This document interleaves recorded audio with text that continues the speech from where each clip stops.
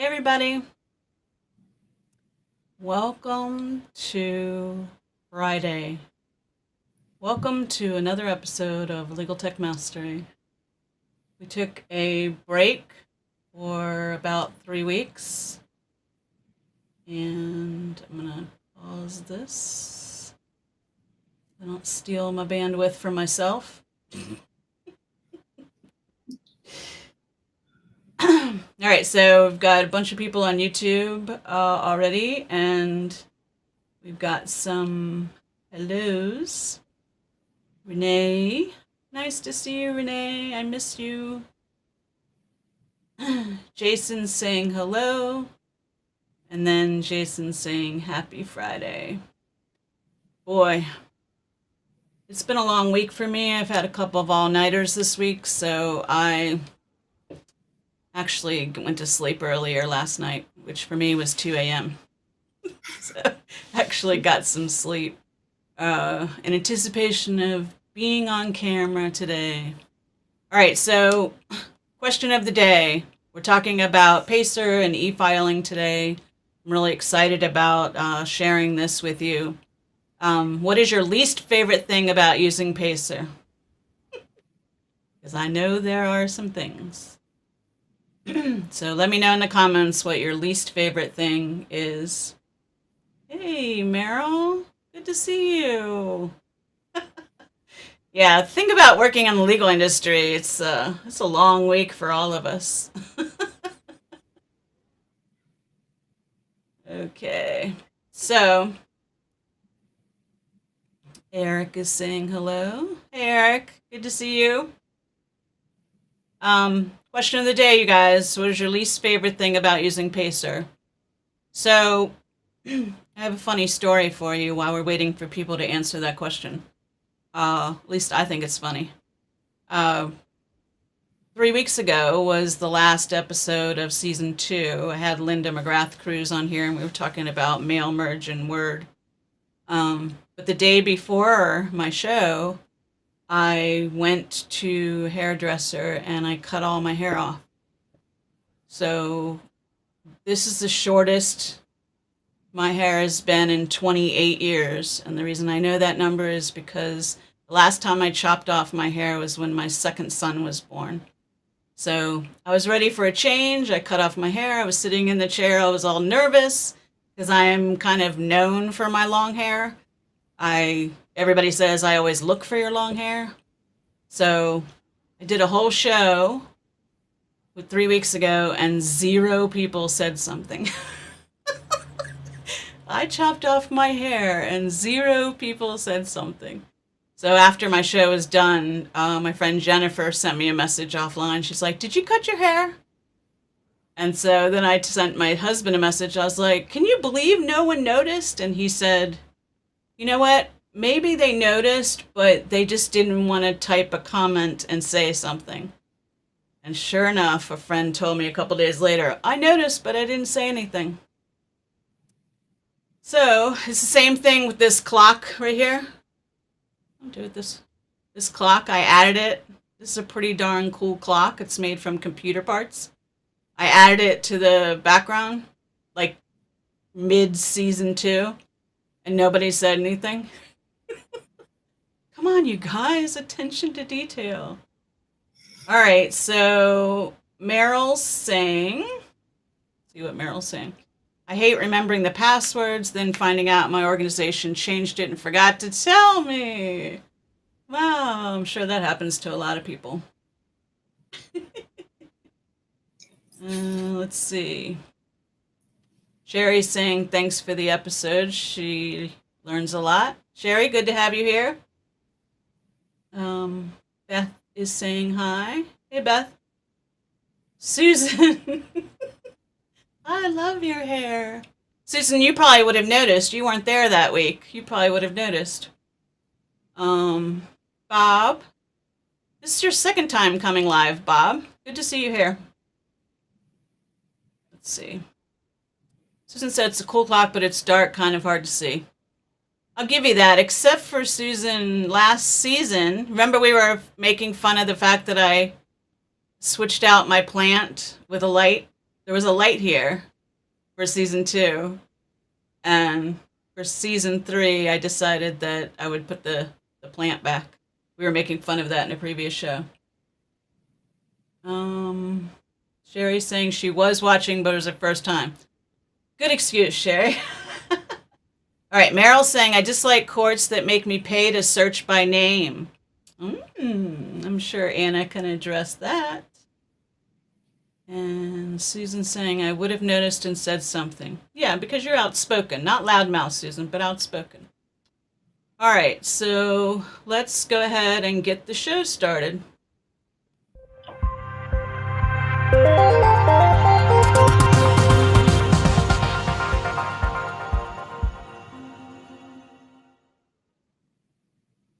Hey everyone, welcome to Legal Tech Mastery. I am Amy Bowser-Rollins, and I'm really excited to have you all here on Facebook and on YouTube.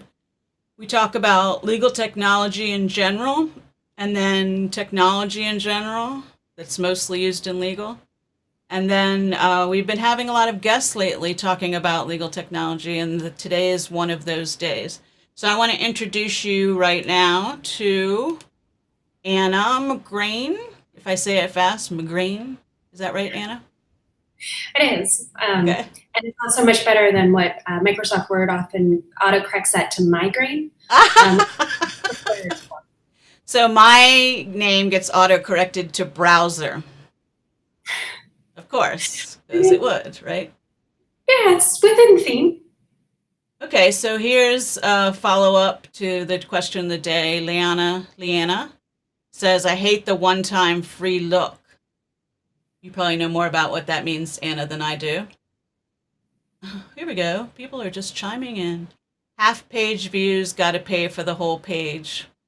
They're just going to love what you have to say, Anna. Okay. See, Anna's noting it down, I can tell.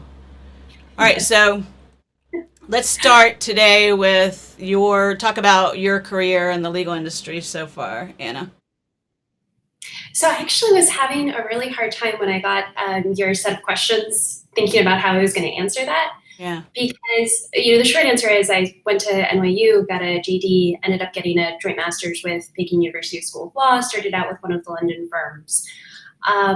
But really, the first legal brief that I remember reading was when I was 12. And my dad had spent weeks on some very complex case trying to distill various issues down.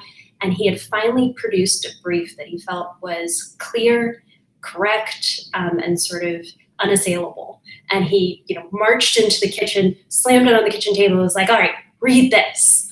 And I think, my exposure and the things that really matter to me about the law come from my childhood experiences. Because I both always understood it to be a profession that enabled you to, at a very basic level, you can put food on the table, you can put a roof over your head. But it was also something that helped you solve people's problems. So regardless of whether or not it was a corporation that was, experiencing friction or trying to figure out how to best manage a situation, or if it was individuals, maybe people who had recently come to the US, a JD was something that enabled you to step in and fix things so that people could really get back to their lives. So I take it your dad was a litigator? Yeah, he was a litigator. And my brother became a litigator, and my two best friends from childhood became litigators. Wow. So it's always a contentious but pleasant conversation. So eventually you went to law school? It was the family business? So. Yeah, I think I always loved words and reading and writing, and I did go to the transactional side. So I was initially doing capital markets and corporate transactions, primarily representing large Russian financial institutions and oil and gas, working out of the Moscow office. And then I have a background in research biology. So back in 2013, I had switched over. I was working with the Natural Resources Defense Council, providing regulatory advice to the Chinese government. And I was intending to actually stay in China. I love Russia and China, and I think they're really dynamic, wonderful places, and there's so much history and culture. And it's fun because the legal issues that you deal with are always new. Because the social and the economic structures are changing so quickly, there's never really a model that you got to work with. Okay. But I came back on holiday, and my brother had started PacerPro, and he was actually at the point where they were ready to launch it to market. And so I started to help out, and then I never went back. Did you, so during, I think there were 3 years before he went public, from what I read last year. So did you participate at all during that time before it went public in terms of just giving your brother feedback or anything like that? Yeah, definitely. So when I was practicing, we would have calls at maybe 11 o'clock at night, my time, going through different features, and especially on the marketing material. My sister is actually a writer, so she helped with a lot of the copy. But because she didn't have a legal background, what would end up happening is the three of us would be on the phone. I would listen to my brother, and then I would work with my sister, and then she would produce, the summaries for us. And then when he got that first write-up in March of 2014 in the ABA Journal, that really... I found that, yeah. I think I didn't sleep for 2 days because I emailed everybody I had ever met, and then I started looking for, schools and educational institutions and emailing them because I wanted to make sure that everybody saw that article. Aww, good sister. Well, it's something that makes so much sense with his background, and there's just very clear value, and it was also something that mattered so much to him, and then to see it work after so many years, it's pretty exciting. Yeah, it is. Okay, so last year I did a podcast episode when I had my podcast with Alma, who I adore, from Allegory. And right after that was released, you emailed me and said that you went to school with Alma and to law school, and that you wanted to connect with me. And so we got on the phone, we had a nice chat. And one of the things that you sent to me was the fact that you had just recently been interviewed by Monica Bay for the Women of Legal Tech, which was pretty darn cool. So what was it like to do that interview with Monica, who's very well respected in our industry? It was really fun. It was much more challenging than I thought because her questions seem very simple and straightforward, and then you actually try and answer them, and they get at so much of who you are. Yeah. So I don't know, it took me actually quite a number of rewrites and her going back and forth with me. And also, I think it's always a challenge to when you're working for a company and it's so much of your life that you just kind of want to talk about the company. Mm-hmm. That's one reason I like her interviews, because they get into the meat of who you are, like behind the scenes. I think it's partially because she's a female and we care about that kind of stuff. But anyways, I read that interview and I really liked some of your answers. And it was right before we got on the phone, to actually meet each other for the first time. So I wanted to share with everybody this was the article, Women of Legal Tech, The Value of a Little Elbow Grease, which was part of one of your answers, which was funny. But then you actually answered some of the questions down at the bottom when it got more personal. So I really liked your advice for young women because, I've been involved in women in e-discovery since the beginning in 2007. So I love that. I love that you said if you want to get balance in your life, move out of the U.S., which I've often seen people from other countries talk about how it's different. Can you want to elaborate, since you just talked about living elsewhere? Well, actually, that comment particularly came from my sister's experience. Okay. She lives in Berlin, and for childcare, they have a system, and it's something like 100 or 120 euro a month. And you can just take your kids at any part of the day and drop them off for a couple of hours or all day. And then because everybody uses the service, the quality of the childcare is really quite good. And then you come back to the US and you see parents who are scrambling around because something comes up with work, or the babysitter's sick, or they're traipsing halfway across the city to get quality childcare. And it's like, can you imagine that you could just walk across the street and have that couple of hours so you could get any last minute tasks done, socialization for the child. And then, of course, in Russia and China, I think that there seemed to be much more lenient standard, or lenient's not the correct word, but there seemed to be more options for women to take time off after they've had a child, and then still to be able to come back and really have a great career. And so I feel like in the US, sort of the strength of the US is that we can be very single-minded, but it's a weakness. Interesting. So Meryl's agreeing with you. She said she lived in France for 2 years and it changed her life. But I also liked that you named your tech tools, which is what this show's about. I loved your mantra because sometimes it can be as simple as one foot in front of the other. And then I like your favorite quote from your grandfather. He was telling us to just go out and explore, but it was okay to be vulnerable, to be honest, even if that meant getting hurt. That's an awesome memory that you have, and it's so powerful. He was pretty inspirational. He had grown up during the Great Depression and had started taking care of himself and his younger brother at a very young age, and then had been able to form a paint company, and then had gotten into plastic parts and had a successful career, but never sort of lost his curiosity about people. So you could go to a coffee shop and he would meet the person and learn about them and be curious and interested, and he was a pretty special guy. Oh, cool. I'm a people person, so I guess this kind of stuff resonates with me. It has nothing to do with legal technology in general. So let's move on to that. So I actually heard, I want to say hi to Ramesh and Ankit who've joined. But I actually, let me switch back to here for a second.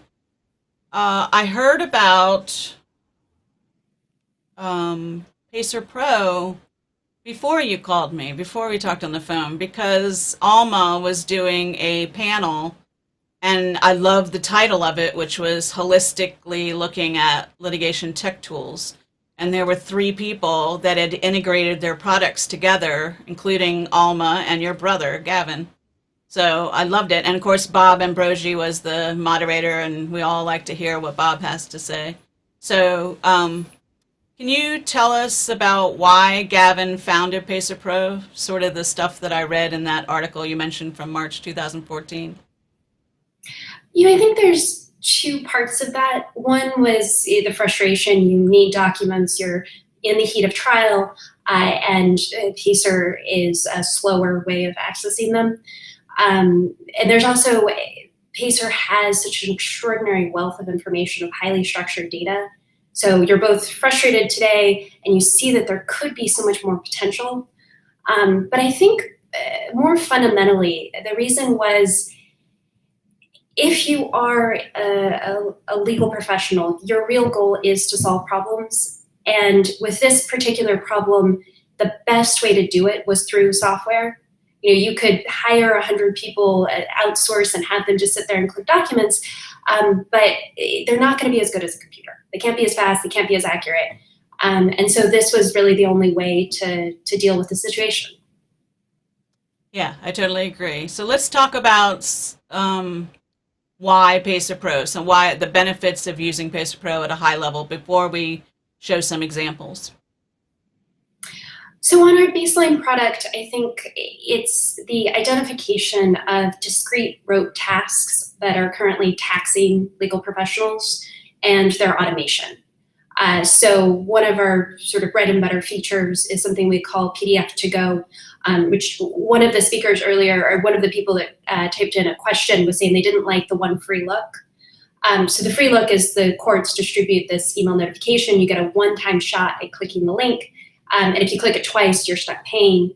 And even if you don't have to pay, you have to download and label. And so what we do is we just fully automate that process with the idea that you want knowledge workers to spend their time reading the documents, not labeling them. Okay. Anything else you want to talk about with, because I know when you give presentations, which you do a lot of, you like to talk about like 3 or 4 main things about PacerPro. Anything else you want to talk about at this point? Well, maybe it will make sense as well as we start to look at some of the features, because the way that we have this set up, and I think it's one of the things that's really core to who we are as a company, we do a back-end setup for enterprises where the emails with the federal court filings will start to automatically arrive at the appropriate stakeholders.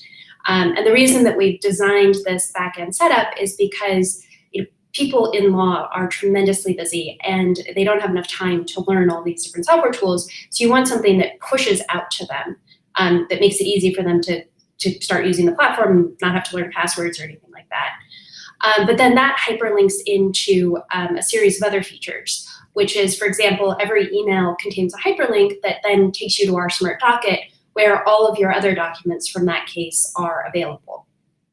You can also, of course, put other groups on the distribution list. So actually the way that Alma and I met was I was at one of our fancy New York clients, and I was working with this wonderful paralegal who works there, and she mentioned that she had Allegory, and of course they already had PacerPro. I was like, well, this is great, we can just put Allegory on the list, and then Allegory can also get the pre-downloaded documents to drop in, and everybody benefits by being connected. Yep. And then we also, from that point, you can both access it on the web, but we can also fully profile documents and then put them into your document management system. Oh. So it sort of closes the loop, both automating, yeah. Yeah, okay, full circle. Okay. So I pulled some screenshots, you guys, from a presentation. Actually, I forgot. We want to talk about pricing real quick because I know everyone's wondering, how much does this cost, Amy, before you get us all excited? So you want to talk about pricing for a little bit? Yeah, so we have a freemium model, which means that our basic features are actually available at no additional cost. And that includes some pretty nice search features. So if you are going regularly to PACER and having to search by party name or attorney name, PACER fees will apply, but we'll clean up the process significantly. You can have charts and graphs. We automatically drop information into Excel. We do some standardization of taxonomy.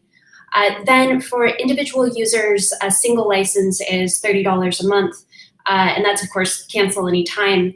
And for enterprise licenses, it's between $15 and $30, but we waive the fee for all the support staff.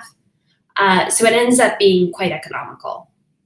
So a lot of people in my audience are at small firms. I mean, there's a bunch of big firms that I'm used to, but I've worked at big firms and then boutique-sized firms like 25 lawyers, but there's a lot of people in my audience that work in firms that are just 1 or 2 lawyers.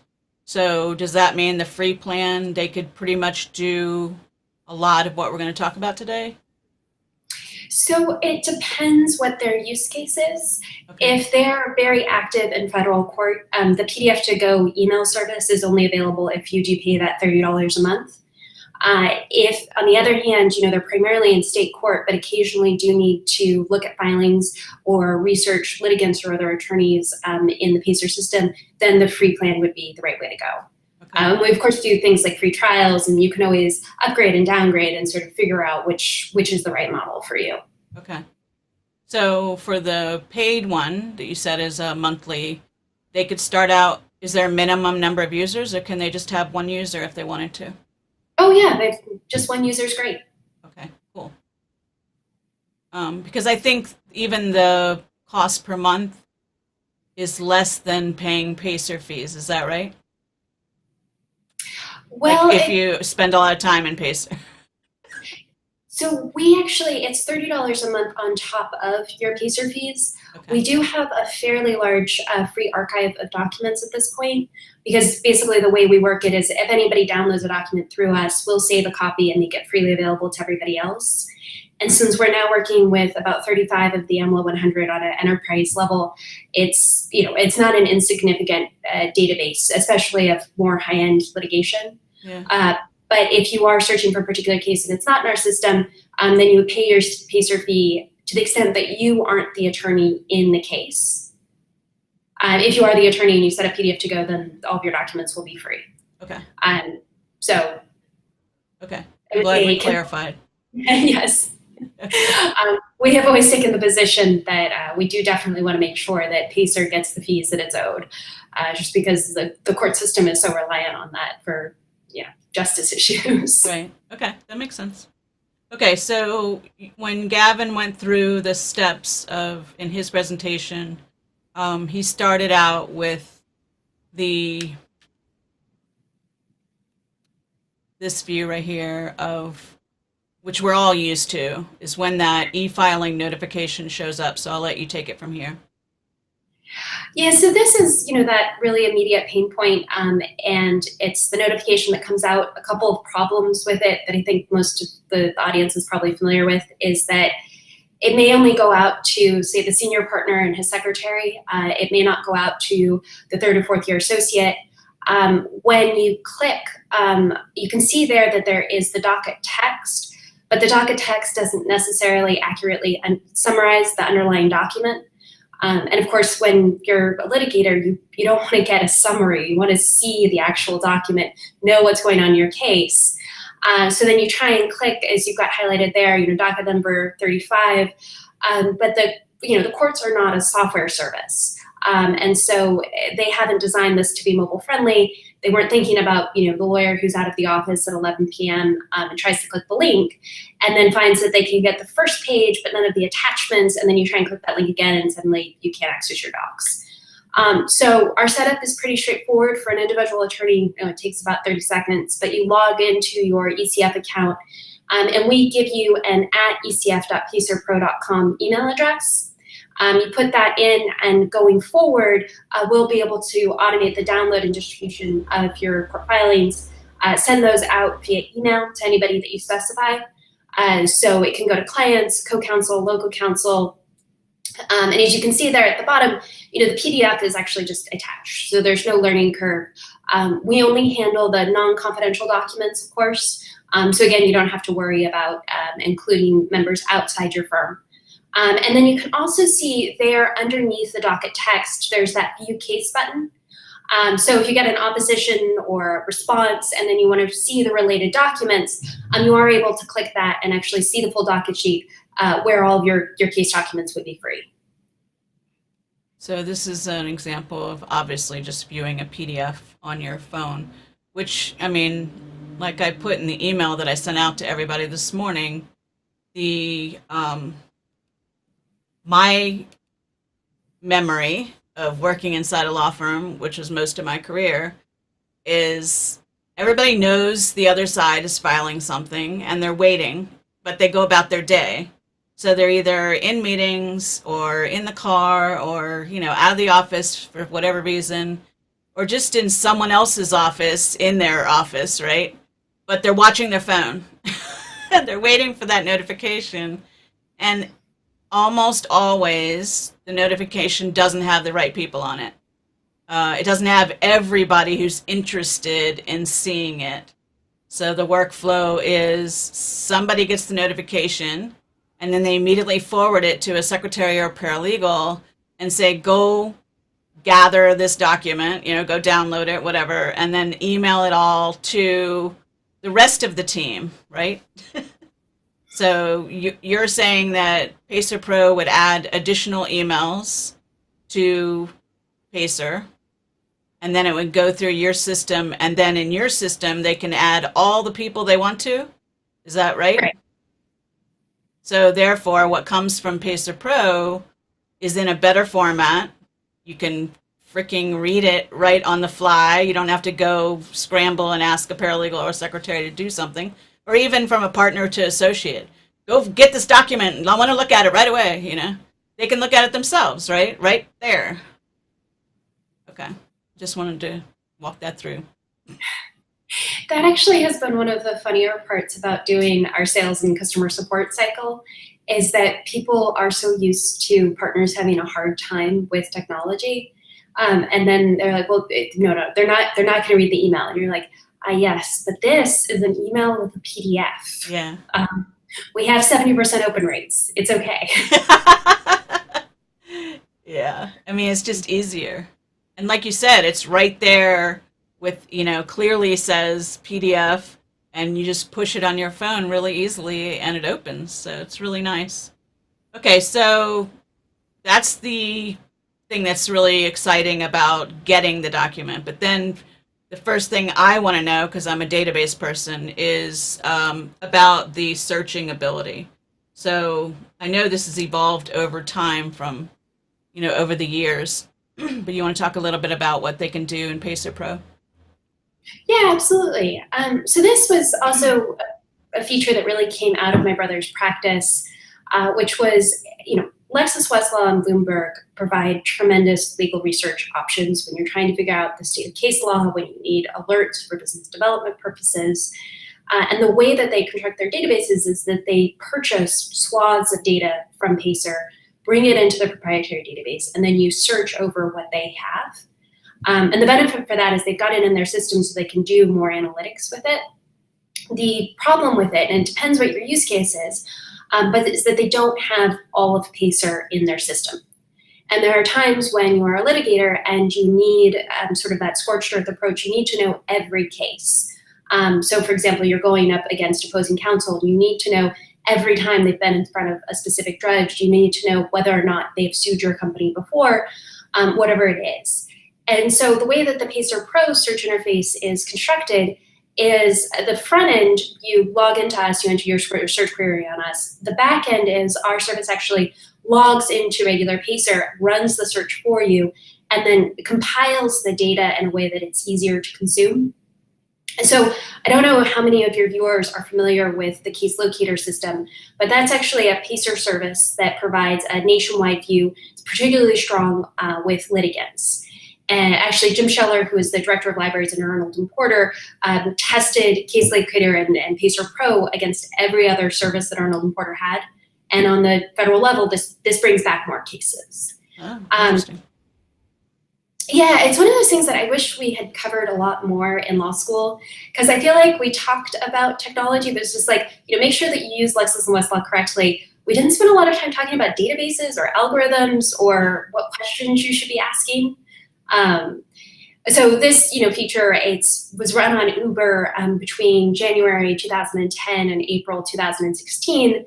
And the first thing it does is provides a lot of filters because we didn't want any black box about, how we were collating the data and putting it together. We just run Uber into the PACER system, and then you can select, which corporate entities are relevant to your search, what locations might be relevant. For nature of suit, if it's a patent issue that might also have some contract elements, you can look at both natures of suit at the same time.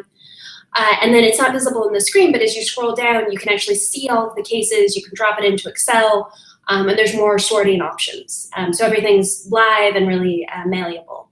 Cool. All right, you guys, we have one more or two more things to talk about, but if you guys have any questions, now's the time, because there's a delay in the comments getting to me when you're live streaming. So make sure that if you have any questions or comments for Anna, like if you're excited about this like I am, let me know. All right, so I saw this in one of your presentations, and I want to make sure we talk about it because I was like, yes. Yeah, that actually was the feature that we launched the market with. And for me, I was again coming from a corporate background, so I wasn't familiar at that time with PACER. And I go to this conference with my brother, and you have all of these librarians from different law firms stopping by the booth, and they see bulk downloads. And the response was, it was such a visceral response of like, oh my God, I won't have to individually label 86 different documents. Yep. That it was enough to get us, at that point we were primarily used by a few people in an office, but it was enough to really launch us into the marketplace. So the last paragraph talks about how you came up with your own naming convention, which for each file, it shows the court case number, date, and more. Right, because one of the things that I think is really frustrating about PACER is you go in and you try and download a document, and it's either called show_temp, or it's a series of random, well, it's probably not random, but there's some series of numbers that don't correlate to the case number, the court, or the docket entry number. And then you have to rename it, which can be really challenging if you've got a partner who is anxious to read the underlying documents. And I think given the state of technology outside of law, it can be fairly difficult to explain to people that, it really is going to take you 3 hours to label 200 documents, right? If you're working with PACER, that's actually really fast. Like, you're doing a fantastic job. And so what we do is we actually always just scrape the information from the underlying document, and slap it on top, and so you can send things over quickly. Yeah. I mean, you can automate it, like you said earlier, with making it a software thing and not a person thing, a human thing.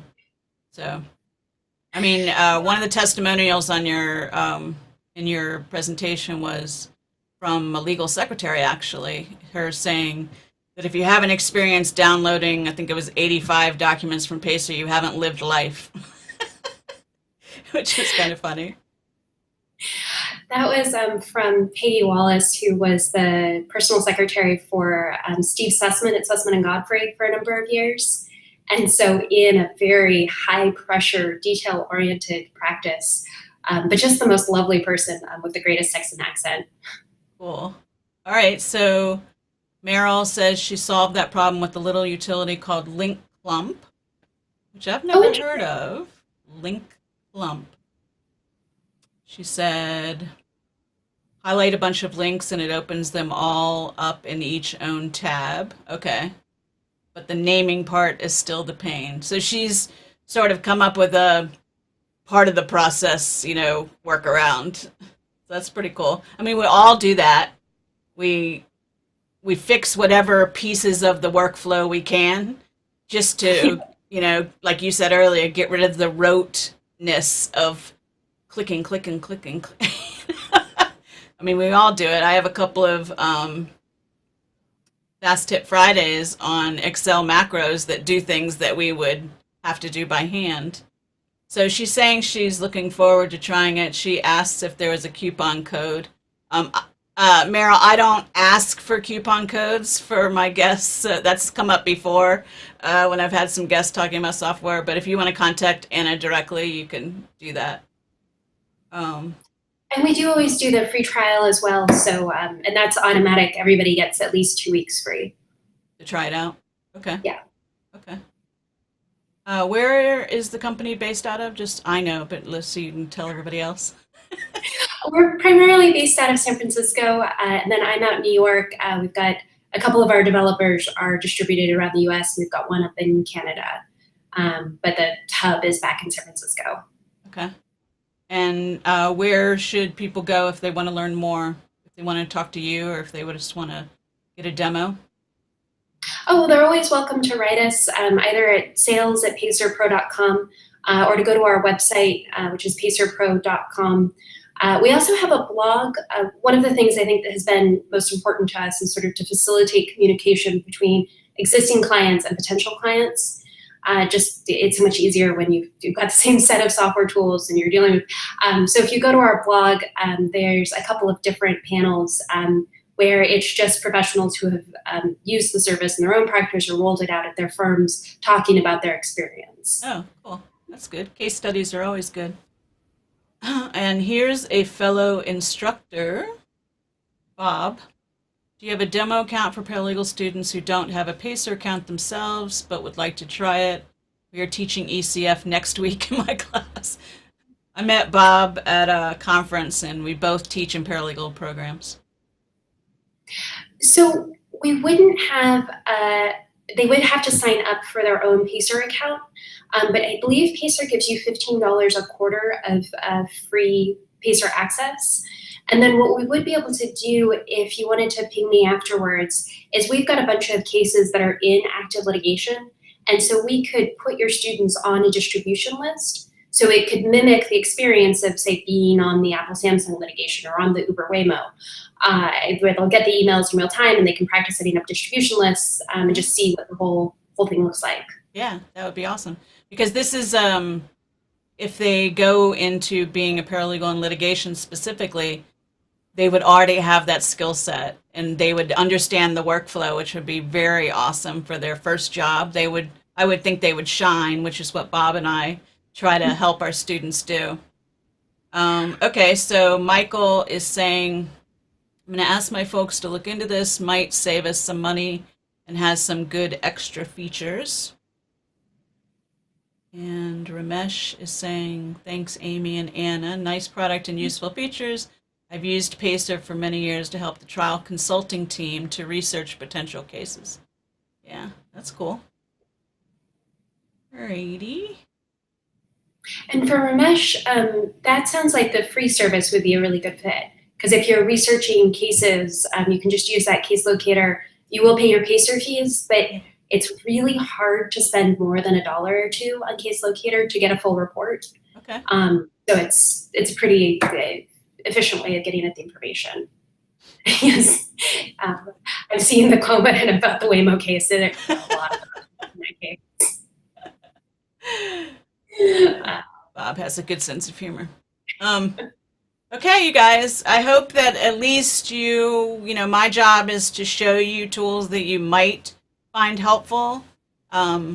And this was definitely one of them. And Anna and I have been planning this for quite some time to collaborate on something.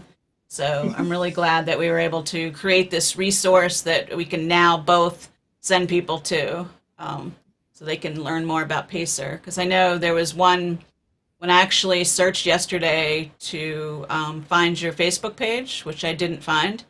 But I searched for PacerPro on Facebook, and there was a paralegal in a paralegal group that asked about, does anybody have any feedback on using PacerPro? So I added a comment and said, come watch the show because Anna's going to be on here.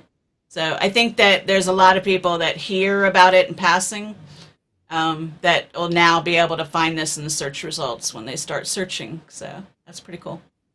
Yeah, that's All right. fantastic. Thank you so much for being here. I don't want to take up any more of your time. But you guys, this is the first episode of season 3. I have guests booked through second week of August. So there's lots of good stuff coming your way. And Anna got to launch season 3 with me. So take care and tell your brother Gavin that I said hello, even though we've never met. But Absolutely. I'm glad that he created the product. So tell him kudos. I will do. And thank you so much for having me. This has really been a pleasure. No problem. Take care. Bye, everybody. Have a good weekend.